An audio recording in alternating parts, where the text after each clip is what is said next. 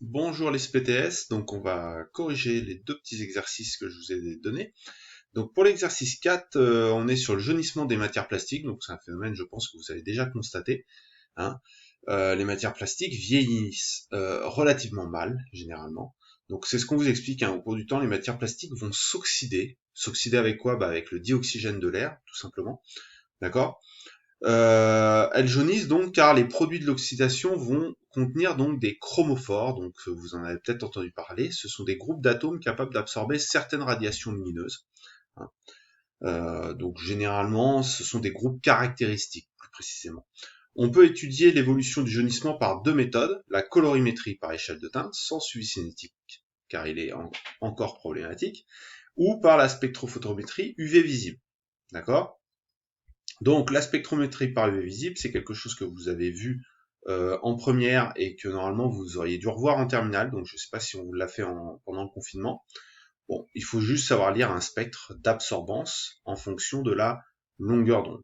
Donc là, ce spectre d'absorbance, plus l'absorbance est grande, plus ça veut dire que la lumière est absorbée pour une longueur d'onde donnée. On est bien dans l'UV visible, puisque si vous regardez, on est avant 400 nanomètres, donc ici c'est l'UV, et dans le visible, de 400 à 800 nanomètres, donc ici on a arrêté à 500 nanomètres, puisque vous voyez que les courbes sont en décroissante relativement forte. Donc avant l'oxydation, on vous demande dans quel domaine de longueur d'onde la matière plastique oxyde-t-elle. Donc il suffit de regarder ici le petit code de couleur. Avant oxydation, c'est la courbe verte. Donc avant oxydation, le maximum d'absorbance se fait dans l'ultraviolet, l'UV. Plus précisément, si on fait une lecture, à 360 nanomètres à peu près. D'accord? Autour des 360 nanomètres. Déterminer le type de rayonnement à l'heure absorbée, c'est ce que je viens de vous dire, hein. On est dans l'ultraviolet puisqu'on est avant 400 nanomètres. La couleur de la matière plastique est-elle altérée par cette absorption? La réponse, bien évidemment, est que non. Pourquoi? Eh bien, parce que ici, vous allez l'absorption se fait dans l'ultraviolet. Et vous, la couleur de l'objet en plastique que vous regardez, c'est de la lumière qui est renvoyée, diffusée par l'objet, d'accord, et qui arrive dans votre œil. Et votre œil, lui, ne voit qu'entre 400 et 800 nanomètres. Donc, le fait qu'il absorbe la lumière ultraviolet avant l'oxydation, votre objet, d'accord, en matière plastique, dans la matière plastique, eh bien, vous ne constaterez pas cette absorbance, d'accord, puisqu'elle est située dans un domaine que votre œil ne peut pas capter, l'ultraviolet.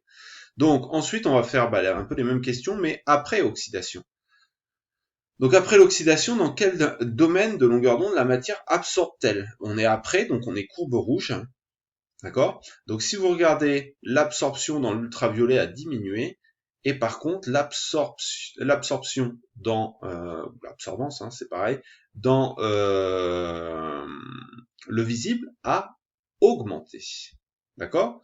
Donc autrement dit, après l'oxydation, on a plutôt deux pics, un à 360 nanomètres toujours, mais beaucoup moindre, et un qui s'est révélé qui n'existait pas du tout, d'accord, dans les 460 nanomètres, hein, 450, 460 nanomètres.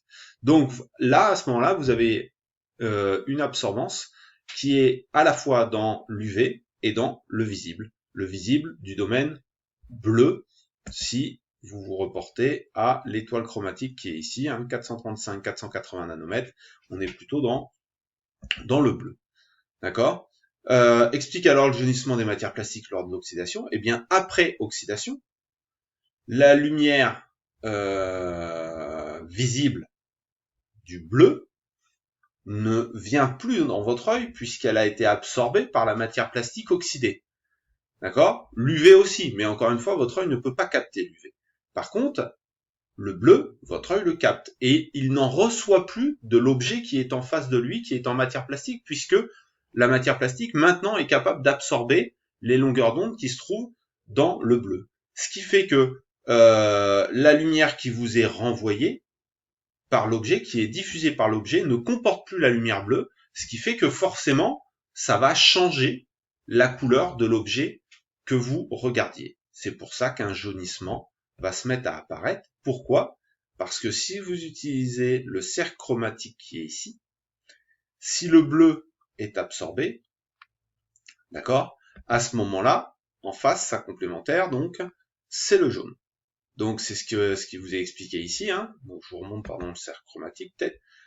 Le bleu ici, c'est la longueur d'onde qui correspond à la couleur absorbée, hein, 460 nanomètres.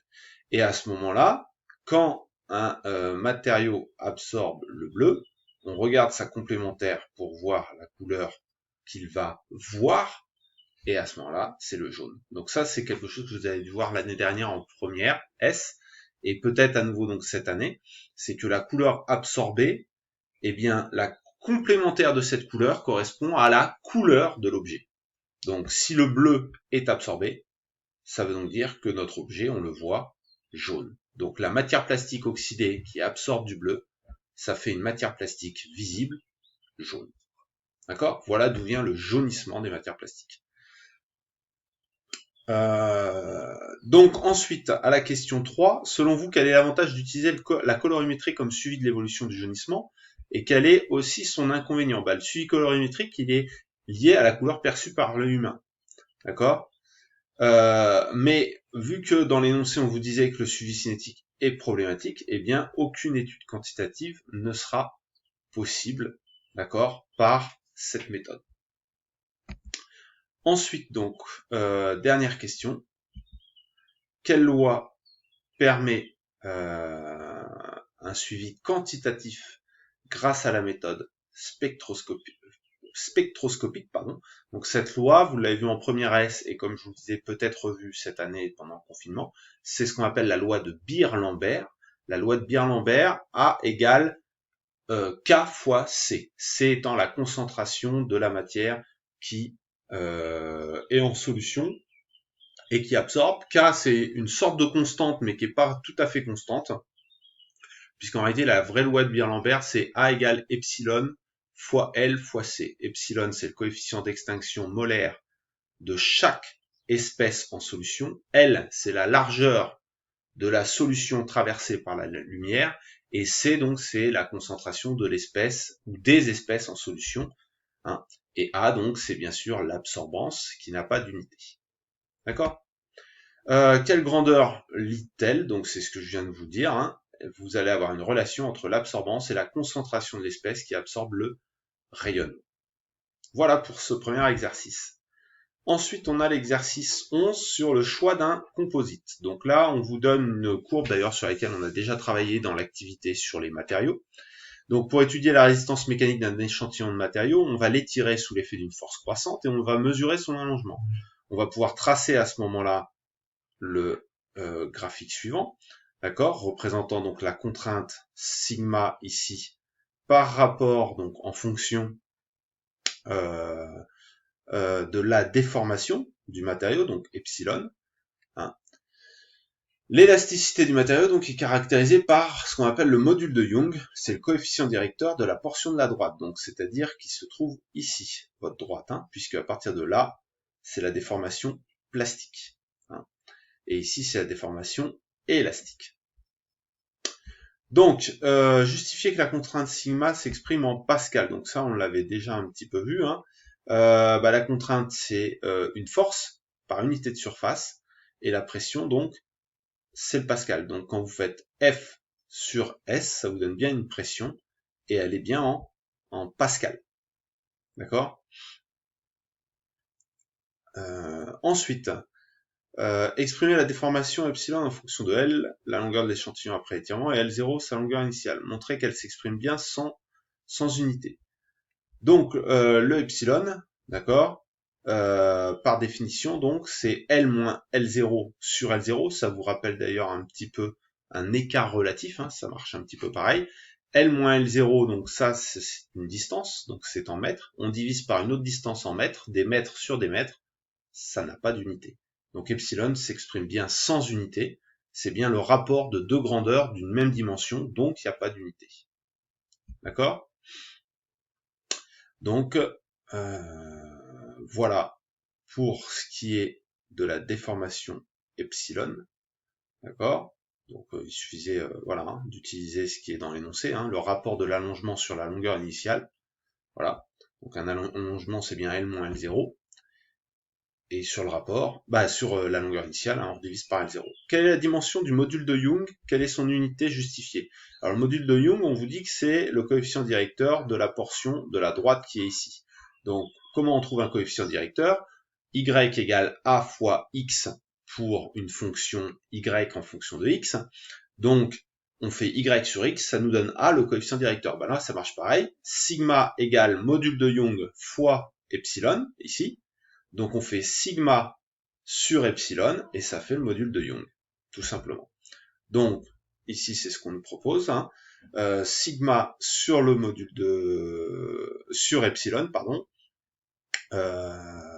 Sigma sur epsilon, donc sigma c'est en Pascal, d'accord, et epsilon on a dit c'est sans unité, donc ça fait la même unité que la contrainte sigma, c'est-à-dire du Pascal, d'accord. Si on veut, on peut l'exprimer en newton mètre moins 2, puisque on a dit ici que la force était la pression c'était une force par unité de surface, donc autrement dit des newtons par mètre moins 2, par mètre carré, donc des newtons mètre moins 2.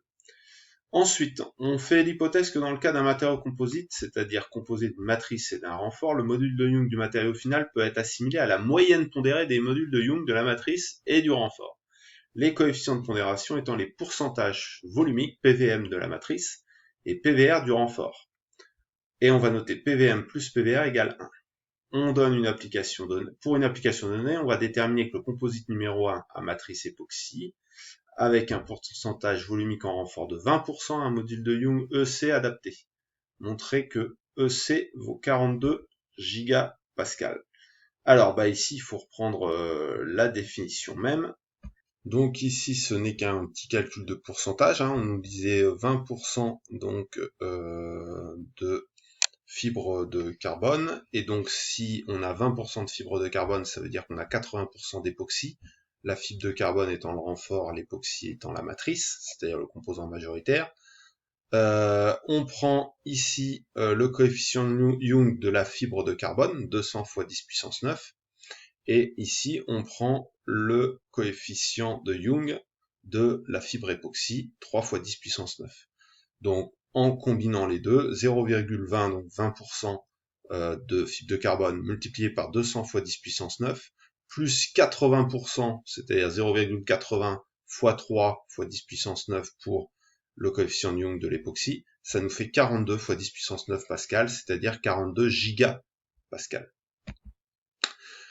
Ensuite, montrer que donc le pourcentage volumique de fibre de verre à utiliser s'exprime de la manière suivante. Donc on va utiliser la relation qui est ici, PVM plus PVR égale 1, en l'adaptant à, pour M, donc c'est l'époxy, et pour R, c'est la fibre de carbone, et on va isoler la fibre de carbone, hein, tout simplement. Donc ici, on pose que le coefficient de Young de notre matériau composite, c'est PV fibre plus fois EF fibre. Donc en gros, on repose la même chose que l'équation qui est là. D'accord? Plus 1 moins PV fibre, c'est-à-dire ça, c'est le PV époxy. D'accord? Puisque PV époxy plus PV fibre, c'est égal à 1. Donc on isole le PV époxy, on le remplace dans l'expression. Et ensuite, on factorise par PV fibre de verre. Et on va l'isoler, on fait passer le coefficient de Young de l'autre côté pour l'époxy, ça fait EC moins EE.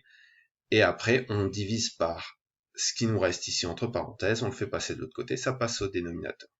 Il reste plus que l'application numérique à faire, si je me souviens bien, voilà, calculer le pourcentage volumique de fibre de verre. Donc le pourcentage volumique de fibre de verre, eh bien tout simplement, on fait 42 moins 3,0 divisé par 75 moins 3,0, et ça nous fait 54%. Hein. Toutes les valeurs vous sont données ici. Hein.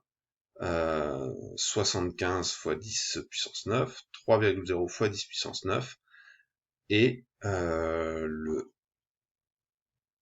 le 42, il était donné là, ici, d'accord, en gigapascal. Donc comme tout est en 10 puissance 9, ici on a tout simplifié par 10 puissance 9. Voilà pour deux petits exercices. Revoyez bien le dernier, il n'est pas forcément des plus faciles. À bientôt.